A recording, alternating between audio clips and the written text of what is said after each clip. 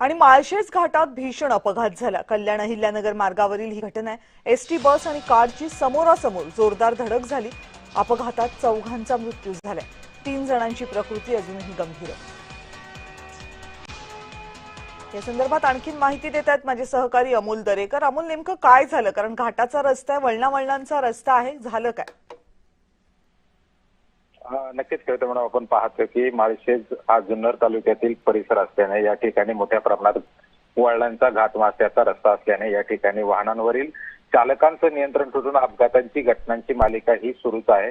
या ठिकाणी कल्याण डेपोतून अहिल्यानगरच्या दिशेने येणाऱ्या या एसटीचं खरं तर अपघात स्कॉर्पिओ गाडीत झालेला आहे। आणि या आपण जी परिस्थिती पाहता ज्या दृश्यामध्ये खरं तर स्कॉर्पिओचा अक्षरशः चक्काचूर झालेला आहे आणि या स्कॉर्पिओ मधील 4 जण जागीच मृत्युमुखी झालेले आहेत। त्यातील 3घांचा प्रकृती अत्यंत चिंताजनक पाहायला मिळत आहे। अशा परिस्थितीमध्ये मृत्युमुखी पडलेल्या लोकांची ओळख अजून पटलेली नाही आणि पोलीस प्रशासनाच्या वतीने या ठिकाणी त्वरित अशी कामगिरी बजावत या रुग्णांना खरं तर रुग्णालयात पाठवण्यात आलेलं आहे। 3घांची प्रकृती चिंताजनक असून त्यांच्यावरती आता उपचार सुरू आहे। कविता मॅडम, धन्यवाद तुम्ही दिलेल्या माहितीबद्दल अमोल।